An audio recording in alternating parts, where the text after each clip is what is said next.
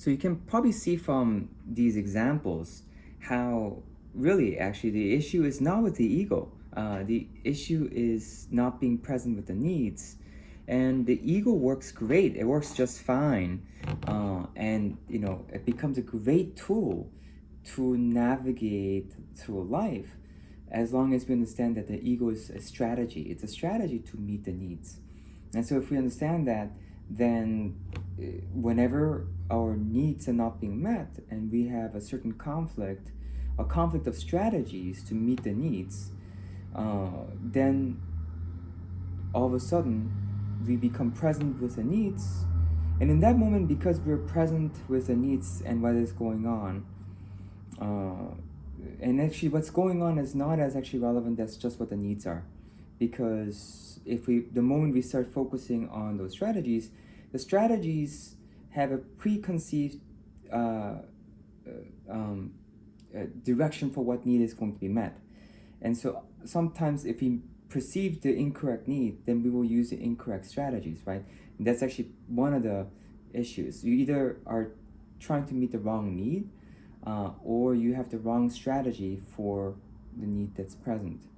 And so if that's actually the case, then all we need to do is become present when there's a confusion and not make the needs conflict each other, but actually just look for what the needs are and realize that both parties have the same needs. Both have the need for food, hunger. Maybe one party is not feeling hungry, the other party is, but it doesn't really matter. They're common needs. And so the party that's not feeling hungry, when it recognizes that one party is feeling hungry, it goes, oh, that's also my need. Maybe not right now, but it is also my need. And so you bond over those needs. It's whatever it is the case, it's always you actually can bond over the common needs. If you have a messy person and if you have someone who is organized, actually the messy person also has a need for organization, and the organized person also has a need for messiness. Actually, it just depends on what area and how much. And if they both connect with their needs, then you can start coming up with strategies that can better meet both parties' needs. And the creativity that comes out when you're present with the needs themselves is incredible. That's where the best solutions come. And so it's one of the reasons why being present is actually so important, and why it is said that out of stillness and out of calm and spaciousness, all creativity and all solutions arise. It's called spontaneous wisdom. And that spontaneous wisdom actually really becomes, just rises out when we are just present with whatever the need is. And it's kind of interesting because when you recognize a need, what you'll find out is that you don't have to problem solve. Most of the time, the solution is always present. And if the people involved are not too busy fighting, and they say, oh, you have that need, and I have this need. Oh yeah, we have these needs. Wow, okay, good. And they're bonded over it. All of a sudden, they start seeing solutions they didn't see before. And when you see someone else's needs, and someone else sees your needs, and you bond over that, then it creates the deepest kind of bond, because that's the very essence of empathy, right? If, for instance, a good example I always give to people is you have two surgeons that are equally skilled, and one person is polite, but it's just professional, but the other person, they ask and they talk to you, and you can feel that they really relate to your pain. Let's say, for instance, the surgeons actually, let's say, for instance, you have cancer, and the surgeon actually says, you know what, I've also had cancer, I know what that's like. You have a common need. All of a sudden you feel understood. You feel like that person understands your pain, need, right? You're bonding over the need. Then you're more likely to trust that person than someone else who just is known to be a good surgeon and doesn't seem to actually relate to you or your pain, and just says, yeah, that's just common, and we have good procedures, and we'll take care of you. but you'll not quite feel, you won't quite feel like you're seen. And so we're seen through our needs.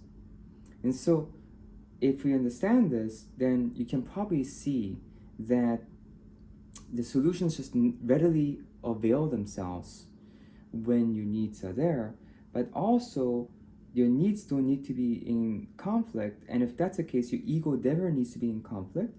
And all that needs to be done is when the needs are in conflict, because of the strategies, you just need to become present. And so and of course it's simpler said than done, because when our needs are not being met, we get triggered, or we get charged, or we get flooded, whatever the language is, and all of a sudden we're like, oh my gosh, what is going on? This person is against me, and we have a scarcity response that comes out of that. And what I found is that just being here actually almost prevents you going into that scarcity response, because you're listening for needs. All of a sudden you can capture it, and when someone says it, you already know you have common needs, so you're much less likely to get into that scarcity mode or be in that scarcity state, because you know that you're just missing what the common need is. And so it just really becomes a great strategy to navigate through life. We do need strategy, so this is also a strategy. But as far as strategies go, it's the one that is actually just based on being present to our needs that actually is what we're trying to meet at any one point in time. And so as you can see, if your needs are met, you feel happy, because you're balancing in relation to the rest of the universe. And that's what happiness is. It's feeling fulfilled. It's feeling like all your needs, like are in balance, and therefore you're in the flow, right? Because when your needs are balanced, you're in the flow.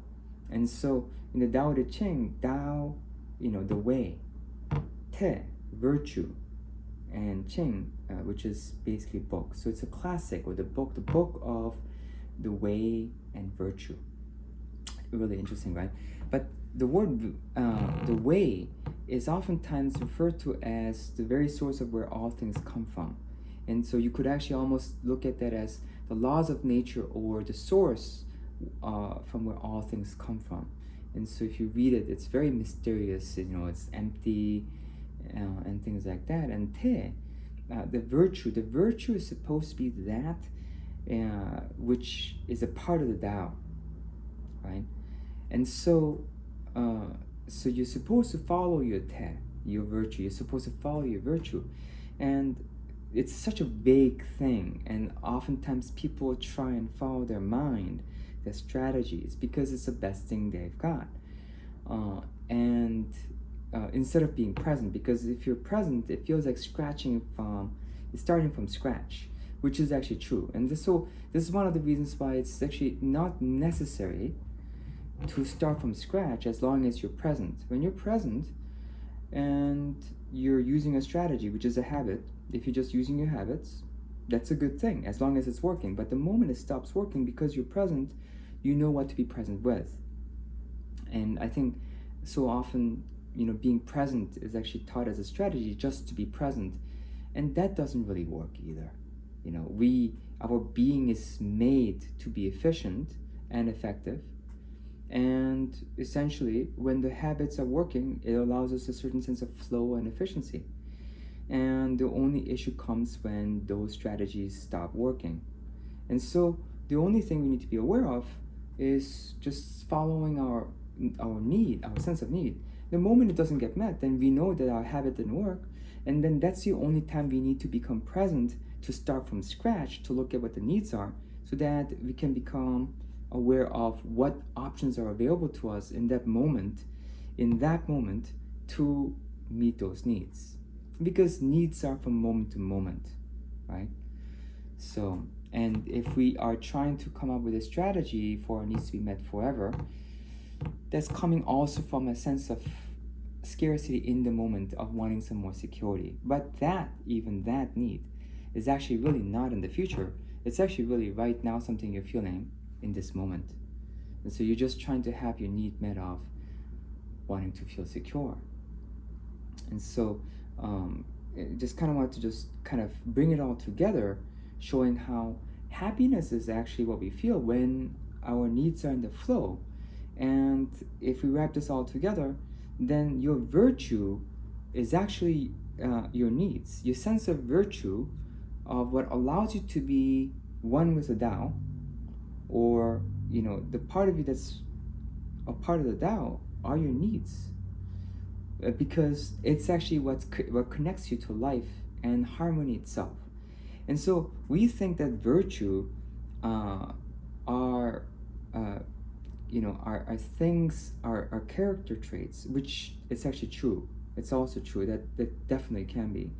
If you have patience, that's a good thing. But patience is something we feel. Love is what we feel when our needs are met. It's actually really interesting. And when we are present with our needs, those are the things that we naturally feel. And so to say that, to actually concretely be able to say, what does it mean to follow our te? What does it mean to follow our virtue? Ironically, it is to follow our needs. And this is not typically how we perceive needs. We have villainized our needs. We have made needs something that's selfish, because we're trying to protect our ego and the strategies to meet those needs. Because when we're following strategies, we don't realize that actually our needs are being met, right? And so, like, the whole thing becomes convoluted. And this is actually what a lot of spiritual scriptures talk about: man-made things, or the worldly things. What that really means is that basically things that have become apart from nature, that is no longer natural and is no longer allowing for natural needs to be met. So in short, in conclusion, essentially our need is that which brings, that is bringing us into the flow with all things, so that we can experience flow.